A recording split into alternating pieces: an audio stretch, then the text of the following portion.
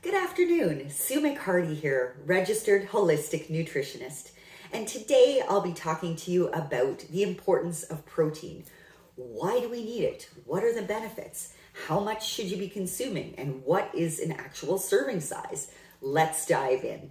Protein is important for the body for so many reasons. I'm a huge advocate of promoting protein, and most of the clients I work with, I find are truly lacking in protein in their diet. So why should you even be consuming protein? Well, first and foremost, protein is the building blocks for every single tissue in your body.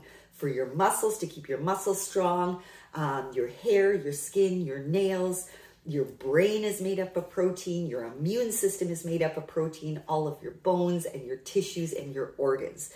So if you're not consuming enough protein, you will not have the strongest body that you could have. So that is a huge reason to be consuming enough protein.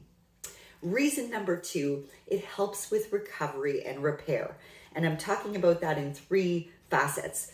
If you are injured, perhaps you have a cut or a sprain or an injury, if you're consuming enough protein, you will heal faster from that injury.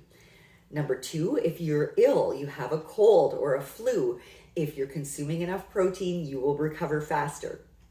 And if you've had a tough workout, anybody that works out will understand the benefits of having protein to help that muscle resynthesis after the workout so that your muscles can get stronger and grow after the workout. So recovery and repair is reason number 2. Eating sufficient protein helps your body produce more collagen. Protein breaks down to amino acids, and that helps your body produce its own natural collagen. Collagen is all the rage now in the supplement world, and I also personally take a collagen supplement. But if you're consuming enough protein, it's more likely that your body will produce more of its own natural collagen, which is going to support your hair, skin, nails, and the integrity of your joints. So your joints will stay strong and healthy for longer. So collagen is reason number 3. Reason number 4, eating enough protein will help offset a process called sarcopenia. And if you've never heard of sarcopenia, it basically means muscle loss as you age. It's a natural biological process. You can't stop sarcopenia from happening. At the age of 35 onward, you start to lose muscle at about a rate of 1% per year, which is fairly dramatic. So you can imagine between the age of 35 and 55, if you're not strength training and you're not consuming sufficient protein, you could lose up to 20% of your muscle mass between the age of 35 and 55. And I'm sure you definitely don't want to end up in your senior years feeling frail and not strong and unable to get up and down out of your chair or climb your stairs or carry your grandkids and groceries. So it's important to consume enough protein to offset sarcopenia as you age. Reason number 5, protein is a highly thermogenic food.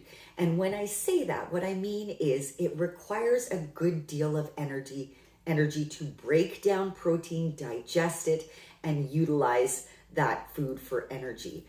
Carbohydrates are a more simple molecule. You break them down fairly easily and use them. But protein is a more complex molecule, and it takes more digestive energy to break it down. So a little trainer tip here, every time you eat protein, you get a little boost in your metabolism in order to digest that food. So that's a little health hack for you there about your metabolism.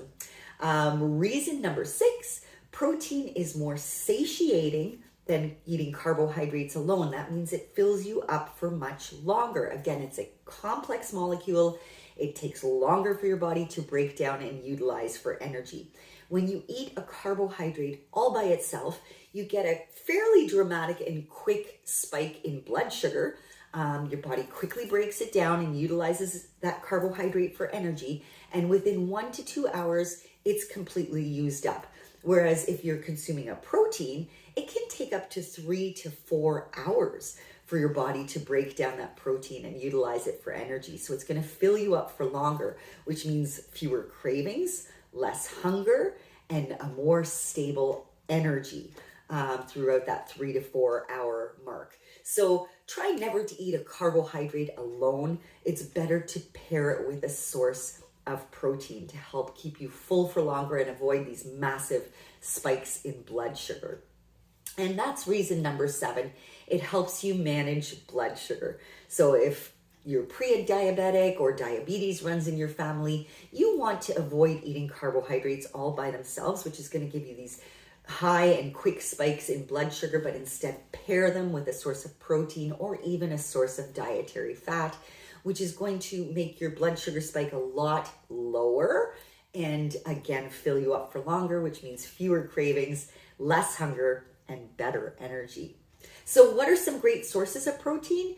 3 to 4 ounces of lean meat. So that equates to the palm of your hand without the knuckles. That's 3 to 4 ounces. Chicken, fish, pork, turkey, whatever you enjoy. 1 scoop of protein powder is 1 serving of protein. You want to aim for about 20 grams of protein at a time.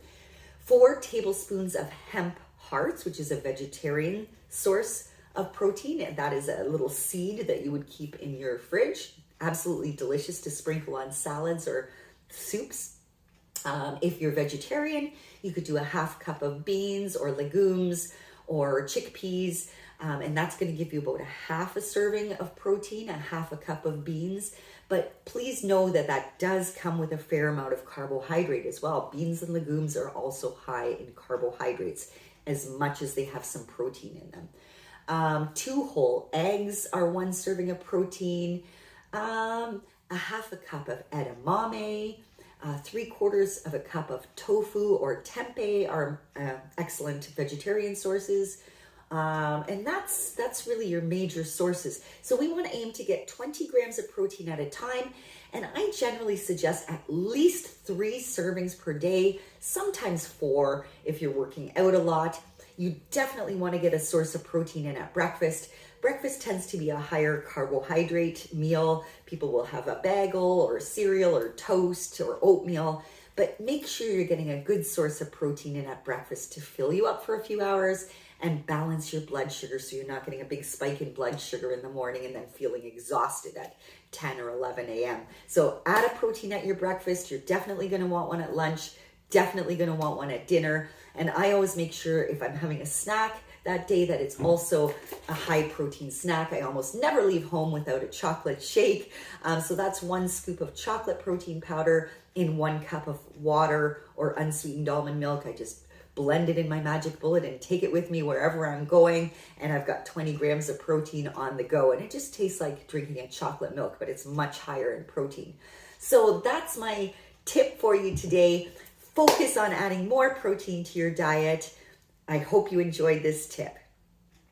Please call the office and book your consultation with me. I hold office hours every Thursday afternoon from 2 till 6 p.m. and I hope to see you soon. Cheers to your health.